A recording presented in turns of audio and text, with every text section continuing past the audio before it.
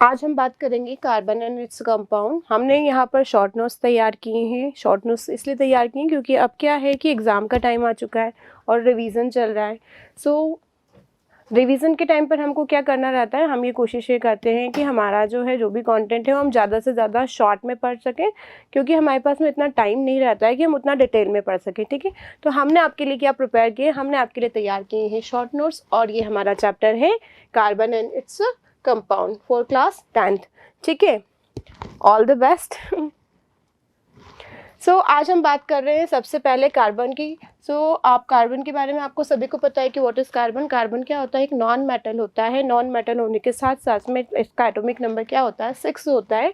तो इसकी जो कुछ जनरल मेन प्रॉपर्टीज़ जो हैं, जो कि आपके एग्जाम पॉइंट ऑफ व्यू से बहुत ज़्यादा इंपॉर्टेंट है, हम उनकी बात यहाँ पर आज करते हैं। ठीक है, कार्बन के बारे में आपको सभी को पता है कि ये वर्सेटाइल होता है नेचर में। What is the meaning of versatile? Versatile means that ये जो है हम नेचर में बहुत सारे कंपाउंड्स जो हैं कार्बन के अवेलेबल हैं। हम ये कह सकते हैं कि मिलियंस और billions compounds of carbon are available in our nature. Okay, so why are they available in nature? ये वर्सेटाइल क्यों होता है नेचर में? तो इसका रीज़न है, 2 मेन रीजंस आर देयर। पहली बात होती है हमारी कि ये नेचर में क्या होता है, टेट्रावैलेंट होता है। एक तो ये टेट्रावैलेंट होता है और एक दूसरी प्रॉपर्टी इसकी होती है कैटेनेशन। ओके, तो आपको सभी को पता है कि कार्बन की हम बात करें तो कार्बन जो है क्या वैलेंसी होती है कार्बन की? हमारे कार्बन की वैलेंसी होती है 4। क्या वैलेंसी होती है हमारे कार्बन की? It's valency is 4। 4 वैलेंसी होने के कारण हमने इससे पहली बात बोल दी कि टेट्रावैलेंट होता है। ठीक है, अब आपको सभी को पता है कि कार्बन ना तो कैटायन बनाता है और ना ही कार्बन क्या बनाता है, एनायन बनाता है। ना तो कार्बन कैटायन बनाता है, ना ही कार्बन एनायन बनाता है।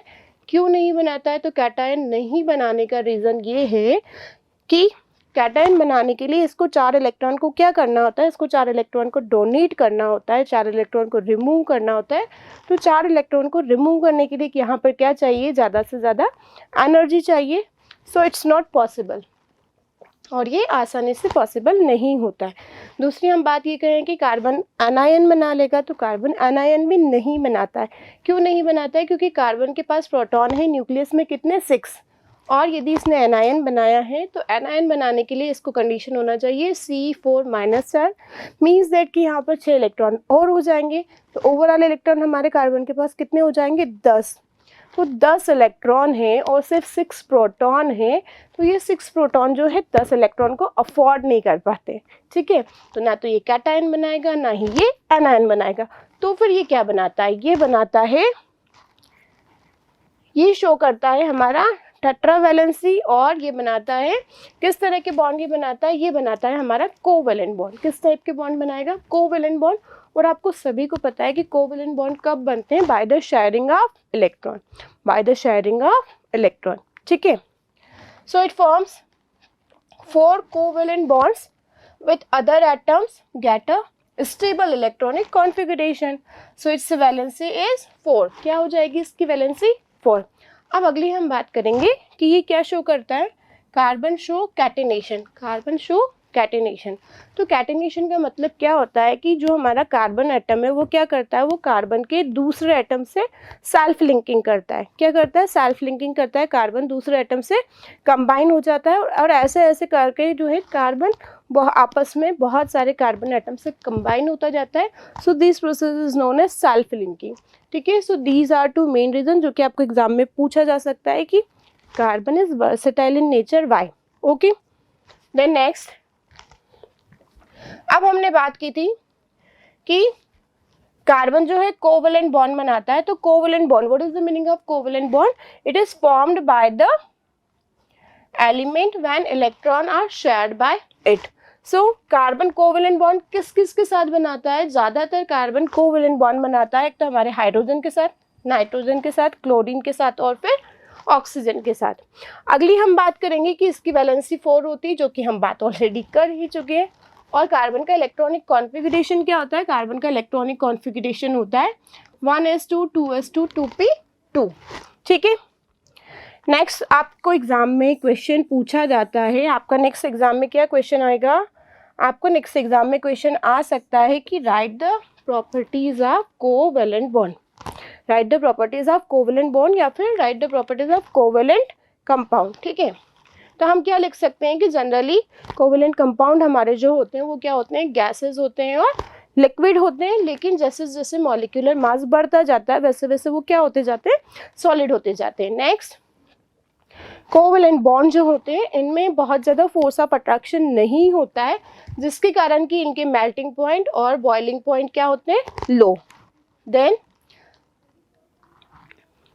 सॉल्युबल, हमारे जो कंपाउंड ऑफ हमारे जो कोवेलेंट कंपाउंड हैं ये सॉल्युबल होते हैं ऑर्गेनिक सॉल्वेंट में और लेस सॉल्युबल होते हैं वाटर में। तो ये आपको सारे कैरेक्टरिस्टिक्स ध्यान रखना है। नेक्स्ट हम बात करेंगे एलोट्रोप्स ऑफ कार्बन। क्या बात करना है अब हमें नेक्स्ट बात करना है एलोट्रोप्स ऑफ कार्बन, जो कि हमारा बहुत ही इंपॉर्टेंट क्वेश्चन है। कैसे क्वेश्चन है, इंपॉर्टेंट क्वेश्चन है, आपको एग्जाम में पूछा जा सकता है कि एलोट्रोप्स ऑफ कार्बन लिखिए या फिर आपसे पूछा जा सकता है what are allotropes. Okay, so firstly you have to define allotropes. Allotropes क्या होते हैं? So allotropes are those compound of same element. ठीक है, form of same element, those have different physical property but they have same chemical property। इनकी physical properties क्या होंगी, अलग अलग होंगी, और chemical properties क्या होती हैं, इनकी सेम होती हैं। तो ऐसे फॉर्म, कार्बन के ऐसे फॉर्म जिनकी की फिजिकल प्रॉपर्टीज अलग अलग हो लेकिन उनकी केमिकल प्रॉपर्टीज क्या हो, सेम हो, तो इस तरह के कंपाउंड्स को हम क्या कहते हैं, इस तरह के कंपाउंड्स को हम कहते हैं, इस तरह के फॉर्म को हम क्या कहते हैं, कार्बन के, ये होते हैं हमारे allotrope. That much is clear.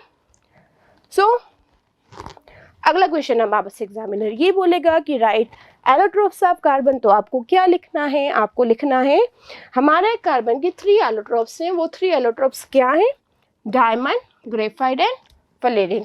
Diamond, graphite and fullerene, diamond, graphite and fullerene. ठीक है, अब आगे आपसे ये पूछा जा सकता है कि right differences between allotropes of carbon. ठीक है, तो एलोट्रोप्स के बारे में हमें अब क्या करना है, डिफरेंस लिखना है। तो फर्स्ट हो रहा है हमारा डायमंड, सेकेंड हो रहा है हमारा graphite, third one is fullerene. Okay, तो हम डायमंड की बात करेंगे। तो आप लोगों ने डायमंड का जो है स्ट्रक्चर बुक में देख रखा है। So diamond has cubic crystal substance. किस टाइप का सब्सटेंस होता है हमारा डायमंड, क्यूबिक क्रिस्टल सब्सटेंस। और आपने सुना होगा कि एक क्वेश्चन जनरली पूछा जाता है, what is the hardest substance in nature. So what is the hardest substance in nature, वो यही है हमारा डायमंड, जो कि एलोट्रोप ऑफ कार्बन होता है। सो फर्स्ट पॉइंट हो गया हमारा कि इसकी जो स्ट्रक्चर होती है क्यूबिक क्रिस्टल। सेकेंड हो गया हमारा कि ये क्या होता है, हार्डेस्ट सब्सटेंस होता है नेचर में। थर्ड हमको बताना है, आपसे बोला जाएगा कि what is the structure of diamond. So इसकी स्ट्रक्चर होती है टेट्राहेड्रल। कार्बन के जो एटम्स हैं यहाँ पर कैसे अरेंज होते हैं ये टेट्राहेड्रल फॉर्म में। देन कार्बन किस तरह के यहाँ पर बॉन्ड प्रेजेंट होंगे, only single bond present between carbon atom. तो ये सारी हमारी क्या हैं, ये सारी हमारी प्रॉपर्टीज हैं डायमंड की। ओके, नेक्स्ट अब हमें ग्रेफाइट की बात करना। तो जैसा कि हमने डायमंड में बोला था कि क्यूबिक क्रिस्टल स्ट्रक्चर होती है। सो ग्रेफाइट में कैसी स्ट्रक्चर होती है, ग्रेफाइट में स्ट्रक्चर होती है हमारी hexagonal. Which type of structure is there, hexagonal. Okay, this is hexagonal.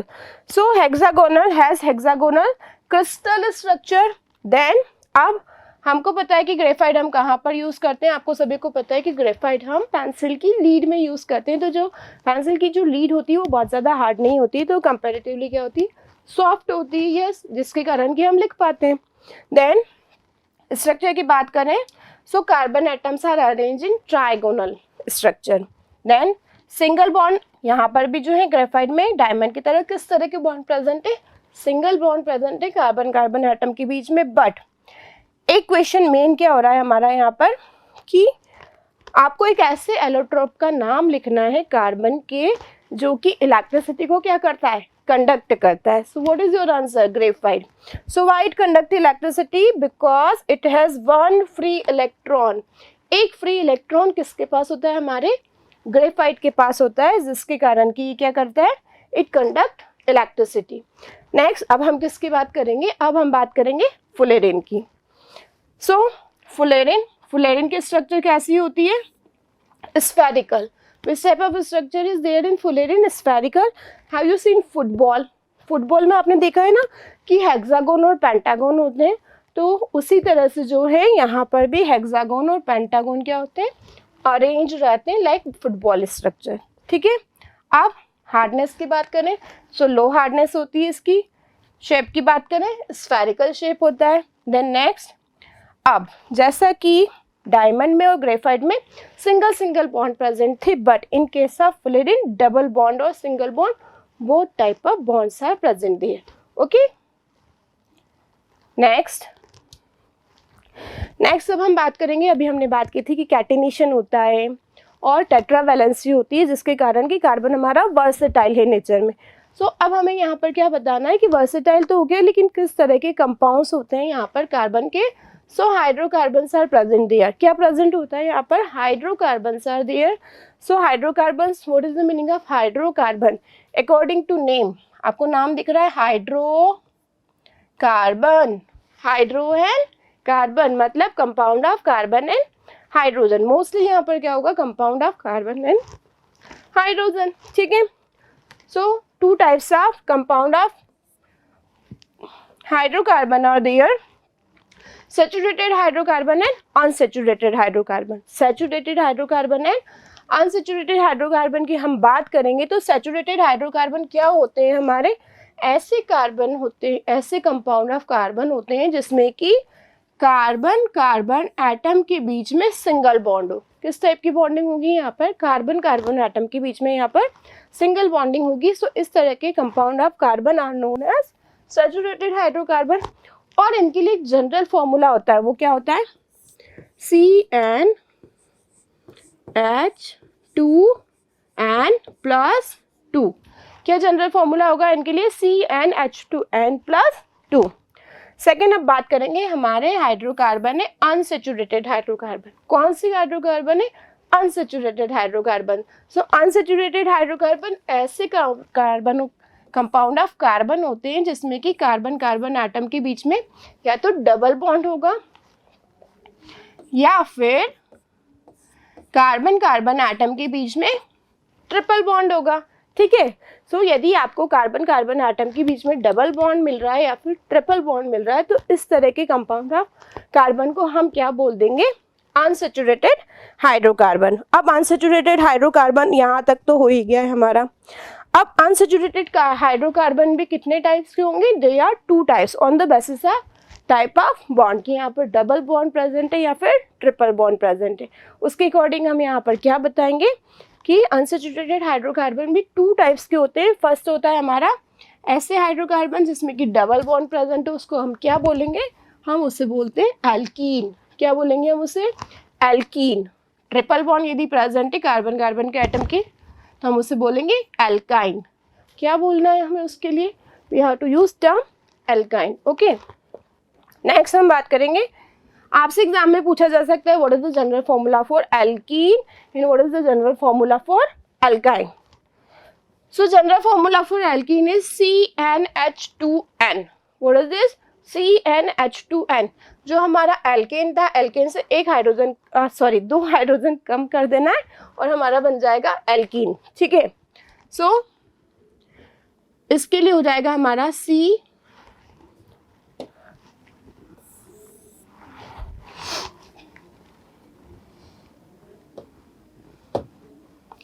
इसके लिए हो जाएगा हमारा एल्कीन के लिए जिसमें कि कार्बन के बीच में डबल बॉन्ड प्रेजेंट है, ये हो जाएगा हमारा CnH2n. ठीक है. ऐसे ही अब हमारा अगला हाइड्रोकार्बन क्या हो रहा है? अगर हमारा अगला हाइड्रोकार्बन हो रहा है एल्काइन.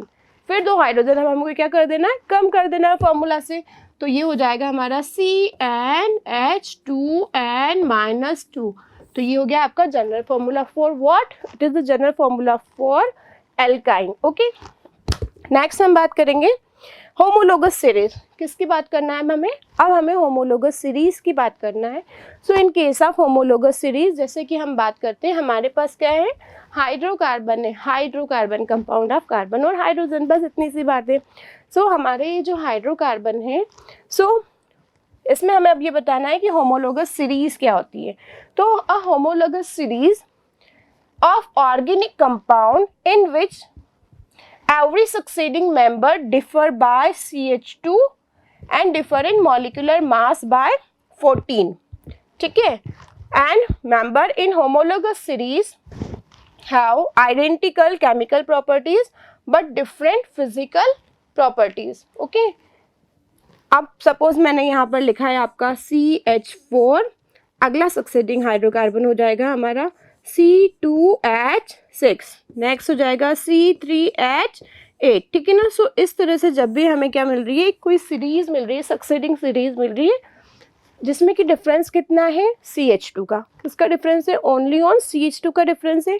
और यदि हम मॉलिक्यूलर मास की बात करें तो CH2 का हो जाएगा 14, ठीक है। 14 का डिफरेंस यदि हमें यहाँ पर मिल रहा है, तो this type of series is known as homologous series, जो कि एग्जामिनर को बहुत पसंद है, वो पूछ सकता है।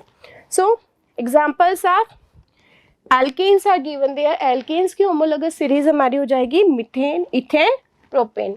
यहाँ पर आपको किसका डिफरेंस मिलेगा, सिर्फ CH2 का। सेकेंड हो जाएगी हमारी होमोलोगस सीरीज ऑफ एल्कीन्स, मतलब डबल बॉन्ड वाली। सो आपका हो जाएगा इथीन, प्रोपीन, ब्यूटीन। नेक्स्ट होता है हमारा एल्काइंस। सो ऐसे ही एल्काइंस के लिए हमारी होमोलोगस सीरीज क्या हो जाएगी, इथाइन, प्रोपाइन और ब्यूटाइन, ठीक है।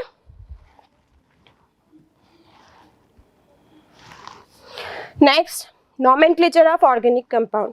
अब हमें बात करना है नॉमेनक्लेचर की। तो पहली बात तो मैं आपको ये बताना चाहूँगी कि नॉमेनक्लेचर की हमें नीड ही क्यों हुई। जैसे कि आपको पता है कि हम पानी की बात करें कि हम अलग अलग जगह पर जाएं, या फिर पानी के बहुत सारे पर्यायवाची होते हैं, जैसे हो गया जल और नीर, है ना।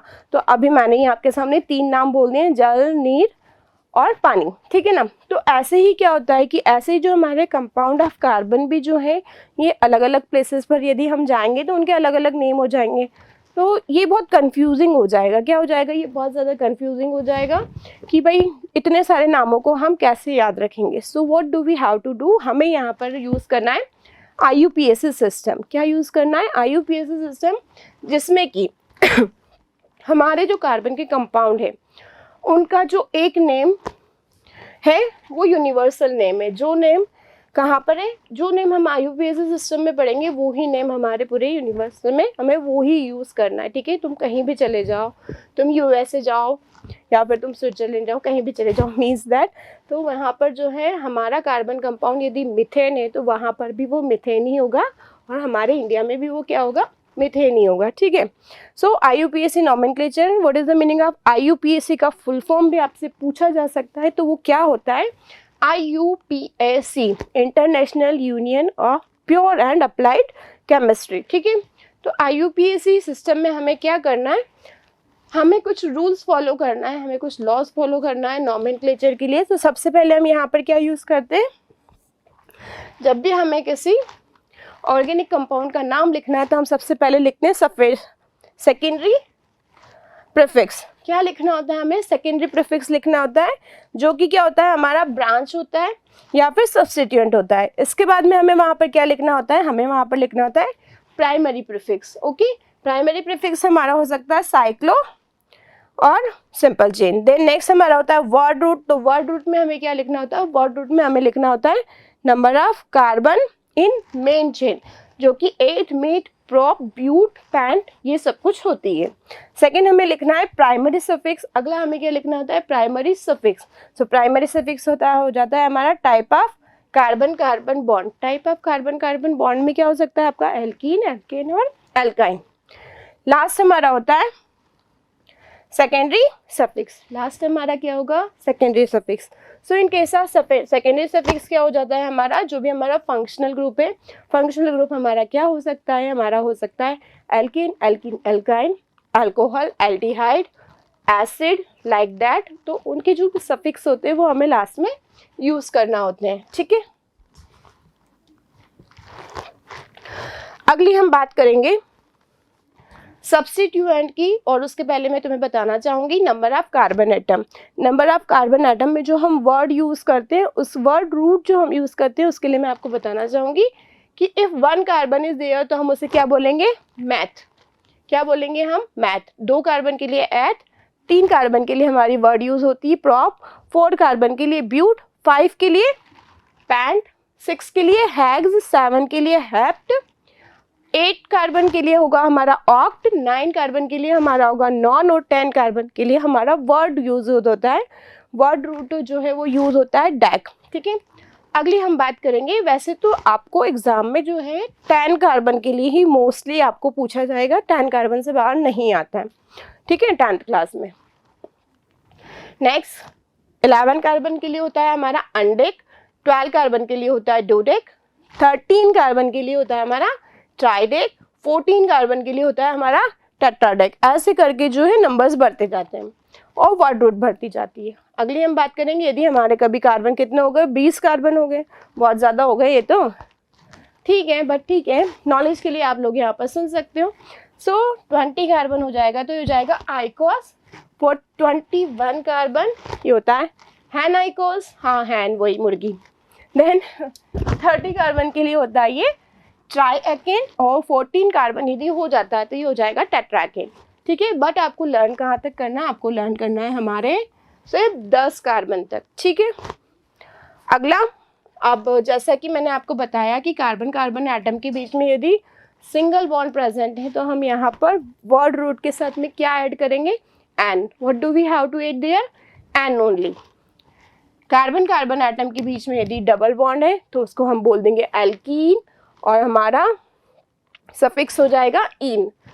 कार्बन कार्बन के बीच में यदि ट्रिपल बॉन्ड है तो हमारा सफिक्स हो जाएगा आइन, और हम उसे बोलेंगे एल्काइन। ओके, देन अब हम बात करेंगे फंक्शनल ग्रुप की।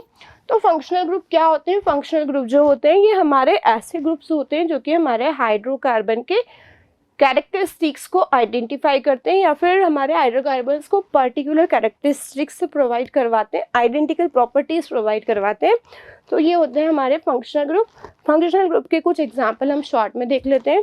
कार्बोक्सिलिक एसिड, यदि आपका लिखा है C डबल बॉन्ड OOH, तो ये कौन सा फंक्शनल ग्रुप है, ये है हमारा कार्बोक्सिलिक एसिड, और इसके लिए हमें सफिक्स क्या यूज करना है हमारी वर्ड रूट में, ओइक एसिड। नेक्स्ट एल्डिहाइड होता है हमारा CHO।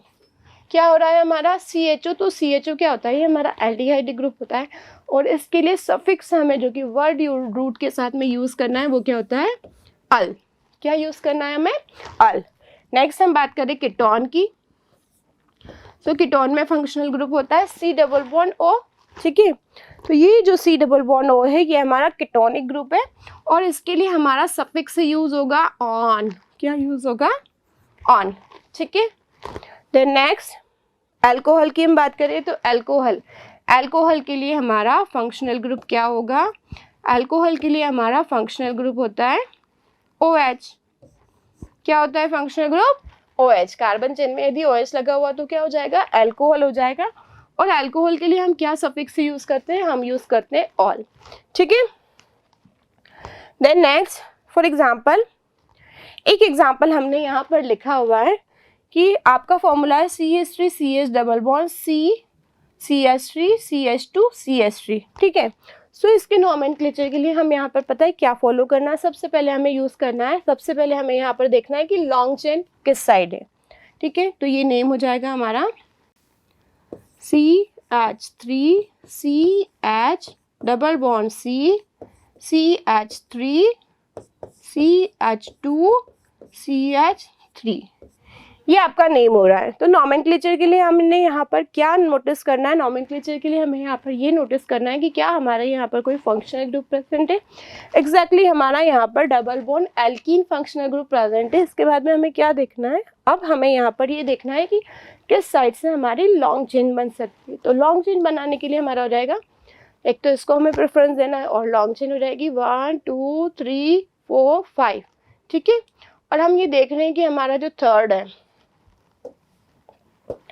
ये हो जाएगा 1 2 3 4 5।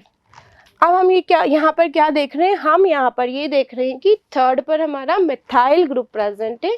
तो हम सबसे पहले लिख देंगे 3 मिथाइल, 3 मिथाइल। देन 3 मिथाइल होने के बाद में हमारा फंक्शनल ग्रुप का पोजीशन क्या है, 2। सो 2। नंबर ऑफ कार्बन आइटम 1 2 3 4 5, 5 के लिए होता है हमारा पैंट और डबल बॉन्ड के लिए इन, so it is 3 methyl 2 pentene. ठीक है, नेक्स्ट हम बात करेंगे C डबल बॉन्ड O। क्या है हमारे पास यहाँ पर एक फंक्शनल ग्रुप हो रहा है C डबल बॉन्ड O। ये कौन सा फंक्शनल ग्रुप है? Of course this is ketone, ketone. ठीक है, तो कीटोन है। अब हमें क्या देखना है, हमें ये देखना है कि लॉन्ग चेन हो रहा है, सो लॉन्ग चेन किधर हो जाएगा, दोनों साइड से सेम होगा, 1 2 3 4 5। ठीक है, सो 5 कार्बन के लिए हमने क्या यूज करना है, पेंटेन। पेंटेन हो गया। इसके बाद में हमारा कीटोन ऑन किस नंबर पर हो रहा है, किस पोजीशन पर हो रहा है, 3 पर हो रहा है, सो पेंटेन 3। और कीटोन के लिए हमारा सफिक्स हमने क्या देखा था, हमने देखा था on, so pentane 3 on. Okay, इस तरह से आपको क्या करना है, इनकी प्रैक्टिस करना है। नेक्स्ट क्वेश्चन आपको पूछा जाएगा, आपसे बोला जाएगा कि आपको क्या बनाना है, आपको बनाना है स्ट्रक्चर। क्या बनाना है आपको, आपको बनाना है स्ट्रक्चर। आपको डॉट स्ट्रक्चर बनाना है मीथेन की और इथेन की। किसकी डॉट स्ट्रक्चर बनाना पूछा जा सकता है आपको, मीथेन की और इथेन की। तो मीथेन और इथेन की डॉट स्ट्रक्चर बनाने के लिए हमको क्या करना होता है, सबसे पहले हम यहाँ पर कार्बन एटम लिखेंगे। What is carbon atom, carbon atom का सिंबल लिखना है C। ठीक है, अब हमको बताइए कि इसके आउटर में शेल में कितने इलेक्ट्रॉन होते हैं, ऑफ कोर्स 4 होते हैं, तो ये हो गया 1 2 3 4। अब हमें बताना है कि methane, formula of methane CH4। हमें यहाँ पर क्या कंबाइन करवाना है, ऑफ कोर्स हमें यहाँ पर अब कंबाइन करवाना है हाइड्रोजन। ठीक है, कितने हाइड्रोजन लेना है हमको, 4। ओके, तो ये हो गया हमारा हाइड्रोजन 1 2 3 4। अब आपको पता है कि हाइड्रोजन के पास कितने इलेक्ट्रॉन है, हर हाइड्रोजन के पास में कितने इलेक्ट्रॉन है, यहाँ पर 1 1। कितने इलेक्ट्रॉन है, 1, और इसके पास भी 1। अब इलेक्ट्रॉन की शेयरिंग करवाना है, तो इलेक्ट्रॉन की शेयरिंग करवाने के लिए हमें पता है कि कार्बन को कंप्लीट करना है, क्या कार्बन को कंप्लीट करना है इसका ऑक्टेट। ऑक्टेट कंप्लीट करना है, मतलब इसको कितने इलेक्ट्रॉन शेयर करना होंगे, 4 तो है, 4 और शेयर करना होंगे। सो 4 और इलेक्ट्रॉन शेयर करने के लिए कार्बन क्या करेगा, ये इस तरह से 4 और कार्बन एटम को ये शेयर कर लेगा।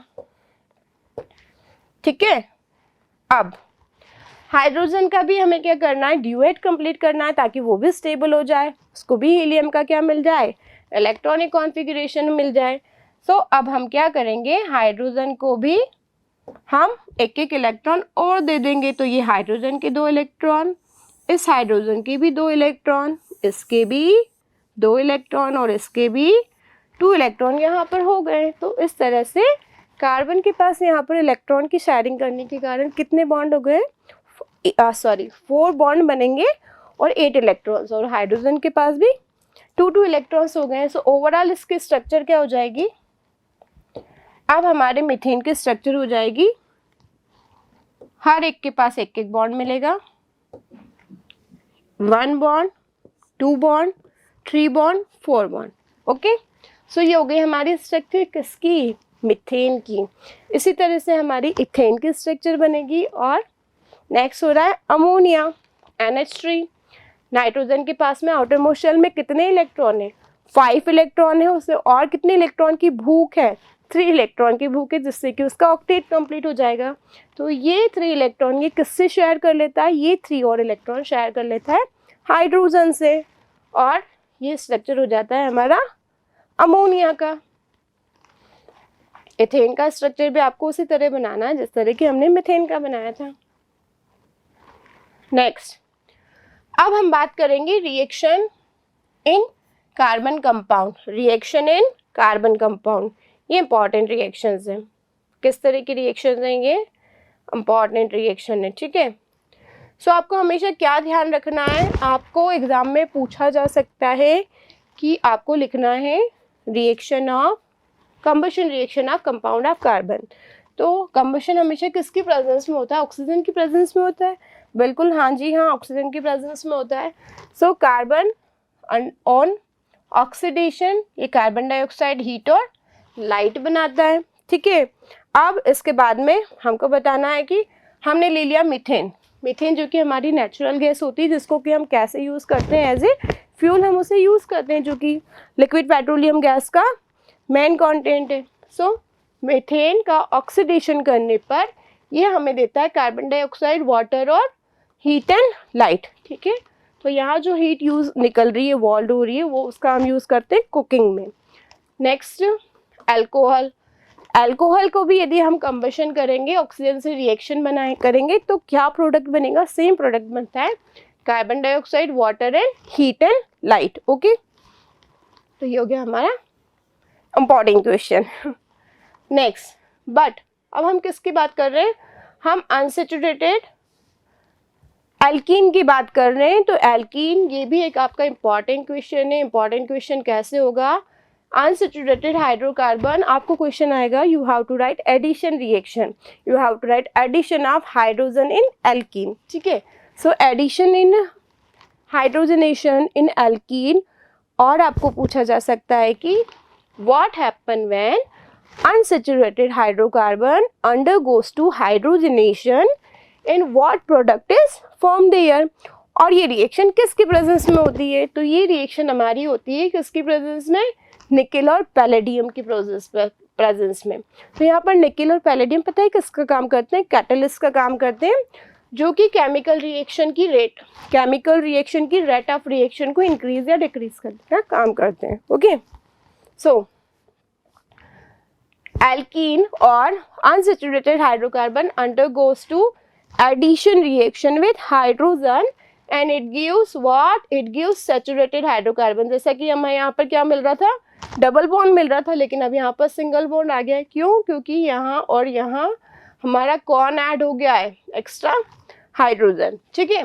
Then next oxidation. अब हमें बात करना है, किसकी बात करना है? अब हमें बात करना है oxidation. Oxidation of alcohol, again important reaction. What happen when ethyl alcohol undergoes to oxidation in the presence of potassium permanganate और potassium dichromate? तो ये किस में कन्वर्ट हो जाता है? ये कन्वर्ट हो जाता है हमारा एसिटिक एसिड में। किस में कन्वर्ट हो जाता है? ये हमारा एसिटिक एसिड में। अगला, अब अगला हम क्या देख रहे हैं कि properties of ethanol and ethanoic acid. Properties of ethanol and ethanoic acid. तो इसमें पता है क्या है main?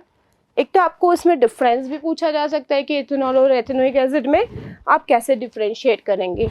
And what happen when ethanol reacts with sodium, या फिर तुम्हारे पास एथेनॉल है, उसमें तुमने सोडियम का पीस डाल दिया है, तो क्या होगा, ठीक है।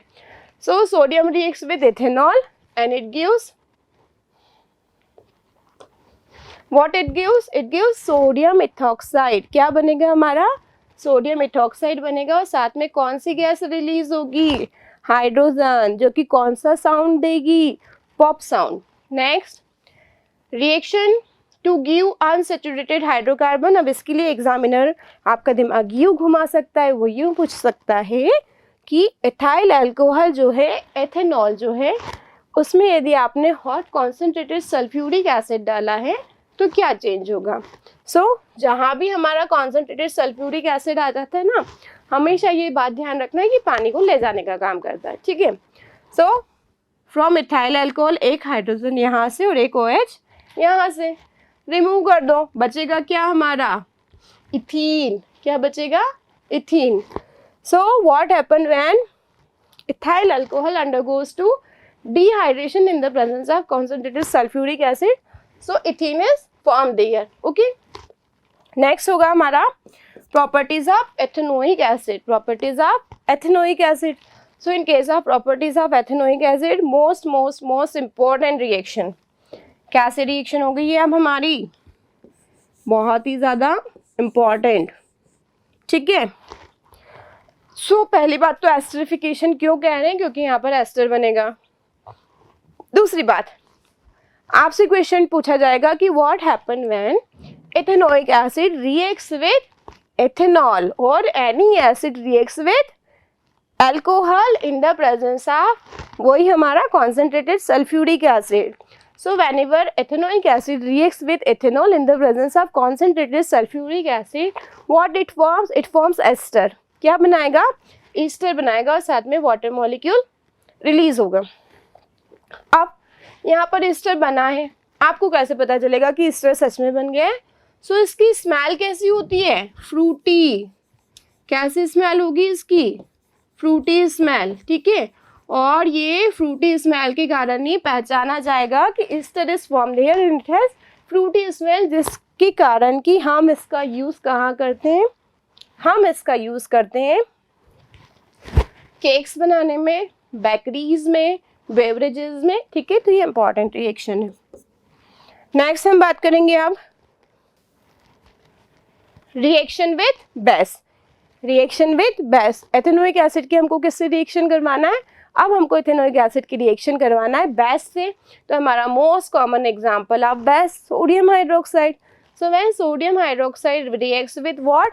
एसिटिक एसिड और ethanoic acid, sodium acetate is form there. क्या बनेगा हमारा? सोडियम एसिटेट बनता है.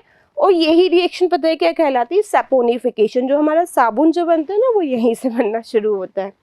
Then next reaction with carbonate और हाइड्रोजन कार्बोनेट. ठीक है, अब आपको क्या ध्यान रखना है कि अल्कोहल की रिएक्शन यदि हम कार्बोनेट और बाइकार्बोनेट से करवाते हैं तो कोई रिएक्शन नहीं होती है. लेकिन हमारा जो एसिड है, ये एसिड किससे रिएक्शन करता है? बाइकार्बोनेट और कार्बोनेट से. और कौन सी गैस इवॉल्व होगी? Carbon dioxide. जहाँ भी जैसे भी कार्बोनेट और बाइकार्बोनेट आ गया है ना, आपको क्या ध्यान रखना है? Carbon dioxide evolution. So acetic acid reacts with sodium carbonate and it gives sodium acetate और वाटर और कार्बन डाइऑक्साइड गैस इवॉल्व होगी. ठीक है, सो आपसे एग्जामिनर क्या पूछ सकता है कि what happen when a substance A reacts with sodium carbonate and it gives sodium acetate and a gas is evolved here. जहाँ कार्बोनेट आया हमें कौन सी गैस इवॉल्व करवाना है? Carbon dioxide. Then when we pass this gas into lime water it turns milky. तो आपको समझ जाना है कि हमारा A क्या हो जाएगा? हमारा एसिटिक एसिड है जो कि सोडियम कार्बोनेट से रिएक्शन करेगा, सोडियम एसिटेट बनाएगा और कार्बन डाइऑक्साइड गैस इवॉल्व होगी, जो कि लाइम वाटर में पास करने पर लाइम वाटर को क्या कर देती है? मिल्की. ठीक है, अगली हम बात करेंगे, ये हमारी रिएक्शन क्या हुई है? ये हमारा सैपोनिफिकेशन हो रहा है कि एसिटेट जो बन रहा है हमारा, मेटल सॉल्ट जो बन रहा है हमारा, ये होता है सैपोनिफिकेशन रिएक्शन. अब अगली हम बात करेंगे कि हम जो सुबह उठकर डेली लाइफ में सोप और डिटर्जेंट जो यूज़ करते हैं वो भी हमारे कहाँ से आते हैं? वो भी हमारे इस क्लास 10th के चैप्टर से आ रहे हैं, कार्बोनिलिस कंपाउंड से. सब हमें बनाना है soaps and detergents. Okay, so अब आपको ध्यान रखना है what are soaps. What are soaps? Soaps में आपको अब ये नहीं बोलना है कि what are soaps, Lux, Dove, ठीक है, जॉय, ये सब सोप्स नहीं है. सोप्स बेसिकली क्या है? Sodium potassium salt of long chain carboxylic acid. क्या होते हैं हमारे सोप्स? सोडियम और and potassium salt of long chain carboxylic acid. अब ये लॉन्ग चेन किस तरह से होती है? देखो, ये होती है इस तरह से. ठीक है, देयर आर 2 पार्ट्स. कितने पार्ट्स होंगे यहाँ पर? इसमें होते हैं हमारे 2 पार्ट्स. 2 पार्ट्स क्या हो जाएंगे? 2 पार्ट्स होते हैं हमारा, एक होता है हाइड्रोफोबिक, दूसरा होता है हमारा हाइड्रोफिलिक. ठीक है, सो जैसे कि मैंने यहाँ पर लिखा है CH3COO. ठीक है, ये सोडियम एसिटेट अभी हमने बनाया था, ये हो गया हमारा एनायोनिक, ये हो गया हमारा कैटायोनिक. अब सोप और डिटर्जेंट का यूज़ क्यों करते हैं हम? ऑफ कोर्स हम इनका यूज़ करते हैं to remove dirt. To remove dirt, दाग लग जाते हैं. एड में नहीं सुना है दाग अच्छे हैं?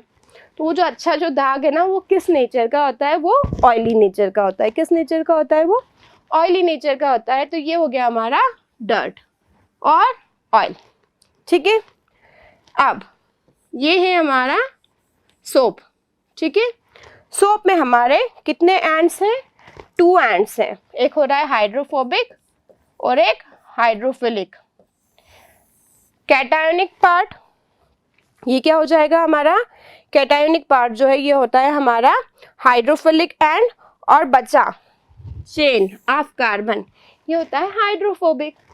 तो ये हमारा जो सोप का एक जो मॉलिक्यूल और आयन के फॉर्म में हमने जो लिया है, इसके मॉलिक्यूल्स बहुत सारे होते हैं, मिलियंस मॉलिक्यूल्स हो जाएंगे हमारे पानी में, जैसे हमने क्या डाल दिया, सोप डाला है।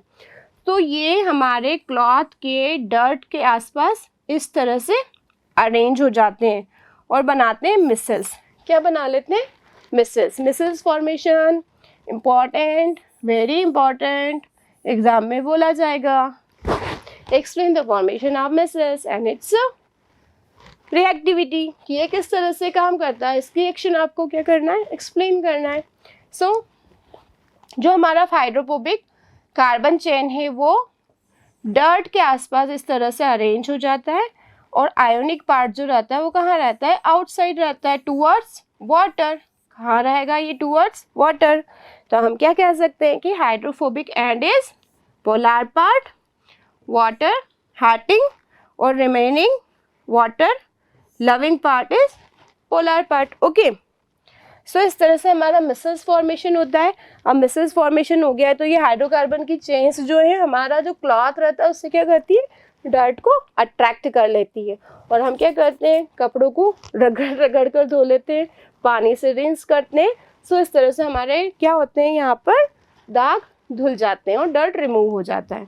ओके, तो ये था आज हमारा कार्बन एंड इट्स कंपाउंड। इसकी जो है मेन केमिकल रिएक्शंस जो हैं, जो मेन इंपॉर्टेंट क्वेश्चंस जो हैं, वो आज हमने यहाँ पर रिवाइज किए हैं। So wish you all the very best for your exam. Okay, thank you.